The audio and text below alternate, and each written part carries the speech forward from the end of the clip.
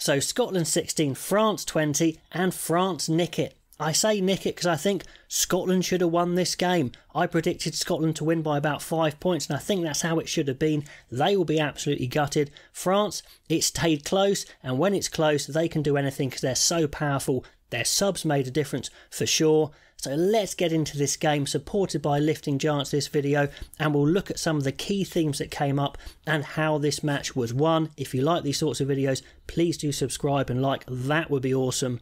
But early on we saw it was going to be a lot of kicking in this game because it was very greasy up at Murrayfield for sure. Ben White banging up those big box kicks for sure, testing out the French catching, which at times was found wanting.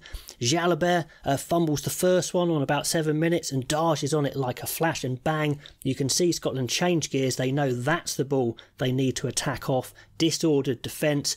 Patterson, the young fullback on debut, was really good from 7s. He probably wants to beef up a little bit, I think, for 15s, but you could see his skills, you could see his pace. He had a decent game. He injects the pace into the line, offloads to Jones, back towards the man who started it all, Ben White, for a really good try, pouncing on that mistake by Jalabert. 7-0, that's exactly what Scotland wanted. Perfect game plan execution. The first sights of the French attack wasn't the best, quite simple. They did burst into better attack at times, but the French attack hasn't been super impressive in this Six Nations so far. But a missed tackle from Turner, and it is a penalty, so 7-3. And yeah, I think Scotland would be happy if it was stayed at that sort of attack all game, although France did evolve it a bit. Luku, just like Ben White, he's got loads of length on his box kicks. That's why Luku starts, but Le Garrick is a better scrum half. When he came on, you could see the difference. If it wasn't so greasy, you've got to start Le Garrick. He is the talent, with Dupont not there at all. That's a talking point for France, who should start in the next game. And finally, France on 50 minutes, they do show a bit of deception. We haven't seen any so far in this Six Nations, and they look good when Jalabert runs onto the ball. Apart from his running at the gain line, Jalabert's high ball game, his kicking game wasn't the best, but certainly threatening defences, that's when he's good. He forces a drift on the Scottish midfield, and one inside ball takes them all out, and Fickou streaks clear, and it looks like he might score, but good scramble defence and interception from Van der Merwe. That greasy ball definitely not helping both sides when they broke free today, and the game's heating up. The first half is pretty good, the second half is super cagey. An interesting point on 16 minutes that Turner gets hauled off for an HIA, because I think that it's been measured in his mouthguard. His smart mouthguard has measured an acceleration of the head too much, and he gets an HIA and he returns later on. So that's just an interesting technical point there. Both sides, they're looking pretty dangerous. There's poor fumbles from both sides, but fielding those high ball kicks, that's what's hurting the French the most, and it's putting Scotland in great positions in this first half. With that Scottish maul working very nicely, they can camp 5 metres away on 20 minutes. Huge French tackles, but they are leaking penalties, as they did quite a lot in this game. So 10-3. Jalabert though, he's the danger man, creating the attack, taking that ball to the line, clever chips over the top. They're starting to click a bit more. And it's just when Jalabert gets the ball they look dangerous, not really anywhere else though.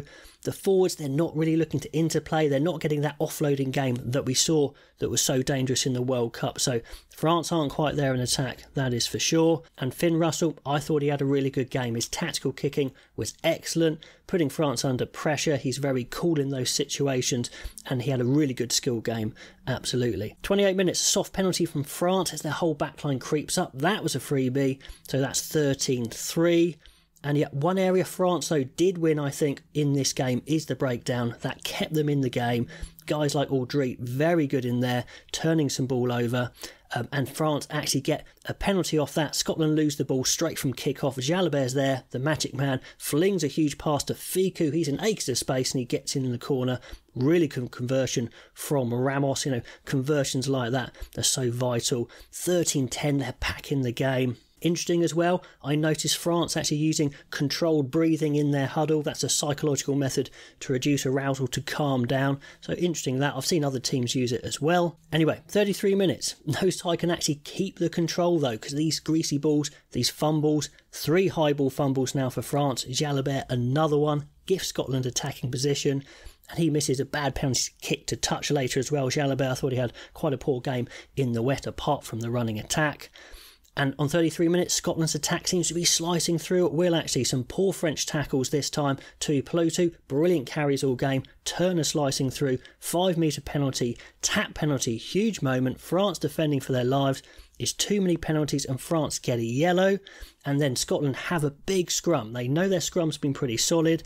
They know that France are down to 14 men, so they take a pop at them. Aldeguerri's on as the replacement prop, and France win the penalty. Huge moment there. I think Scotland could have won that game right there, but they don't. They'll definitely be looking back at positions like that. So half-time, it's only 13-10. And just a quick word about the sponsor of this video, Lifting Giants. If you want to get your hands on a pair of lifting blocks that are scientifically shown to improve your line-out lifting, 10% on hand placement, 5% on full extension, 9% on stability and 9% overall. Use the code RugbyAnalyst10 for 10% off a pair of these fully reusable, ergonomically designed line-out lifting blocks. Early on in the second half, Jalabert again, his mistakes continue to rack up, slicing a high bomb, gifting Scotland that good ball like in the first half.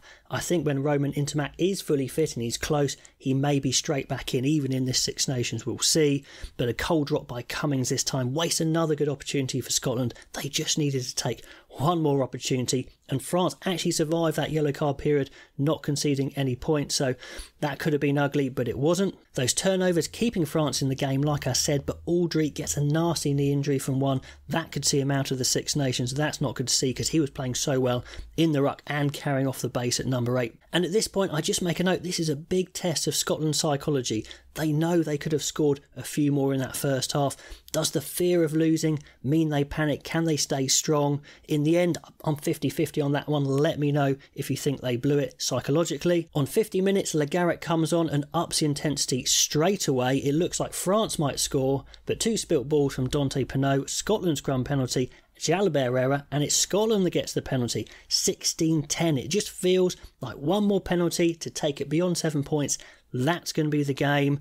Scotland, I thought the midfield impressed me with their carrying. Russell's high ball catching and kicking was slick. Harry Patterson was looking good at 15. At this point, I was thinking Scotland are going to do it.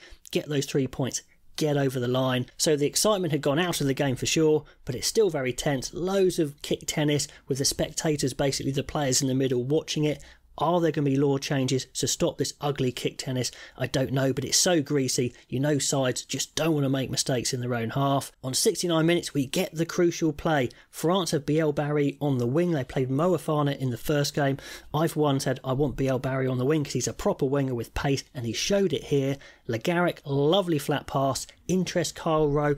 And crucially, Harry Patterson up from 15. BL Barry chips over the top of both of them and outpaces them to score. In hindsight, you kind of got to say that Patterson maybe should have seen that Rowe had BL Barry covered and should have started backtracking, but it's a tricky situation. Good quick pass from Le Garrec. Try. 16-17.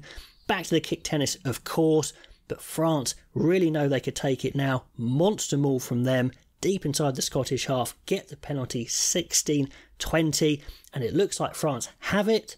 But then out of nothing, Kyle Rowe, brilliant feat, beats 3 defenders, streaks clear, agonisingly spills the ball, but then Russell mugs Le Garrec to get it back, and it looks like Scotland are going to get the winning chance. 1 metre out, they batter away, and does a boot hold up the ball, or does it slip onto the ground? The TMO checks, they play the video, it seems like forever. To me, it looks like you can see the ball grounded on the ground, and I'm sure actually it was a try, but is there enough to overturn the on-field decision of no try?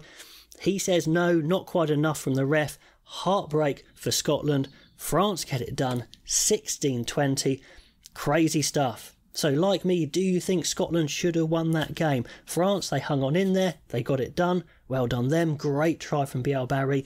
But I think they'll know they got away with one there. Pop all those comments below. I'd love to know what you think. And I'll catch you next time.